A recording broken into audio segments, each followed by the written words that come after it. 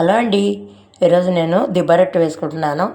ఒక గ్లాసు మినపప్పు నానబెట్టుకొని 2.5 గ్లాసులు బియ్యపు రవ్వ, బియ్యం కడిగి నీడలో ఆరబోసి మిక్సీ బట్టి జల్లిచ్చి ఆ రవ్వ కలిపాను. ఇందులో ఉప్పు కలుపుకొని 1 గంట ఇట్లా నానబెడితే బాగా నానుతుంది. స్టవ్ వెలిగించాను, పెనం బాగా కాలుతుంది.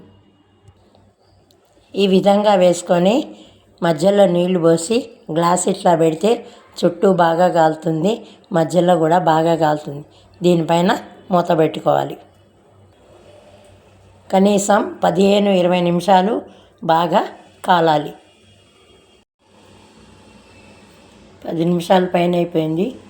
రొట్టె ఎలా కాలిందో చూద్దాము. పిండి వేసుకున్నాక చుట్టూ కొంచెం ఇట్లా జీలకర్ర చల్లుకోవాలి.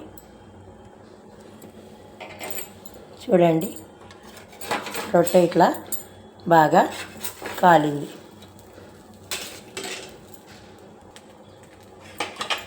మధ్యలో ఉన్న గ్లాస్ ఇట్లా తీసేయాలి.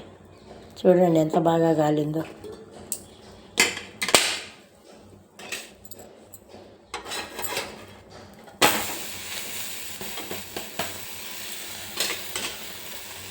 ఎర్రగా కాలింది. వేడి వేడి దిబ్బ రొట్టె రెడీ. దీన్ని ఇట్లా ముక్కలుగా చేసుకొని 2-3 తినచ్చు. ఒకటి నెయ్యి, కారపొడి, ప్లెయిన్ చట్నీ, వంకాయ గుజ్జు పులుసు. ఈ వంకాయ గుజ్జు పులుసు ఈ రొట్టె కాంబినేషన్ అదుర్స్. చట్నీ, కారపొడి, నెయ్యి, రొట్టె. ఈ వీడియో నచ్చినట్టయితే please like, share and subscribe my channel. Thank you friends.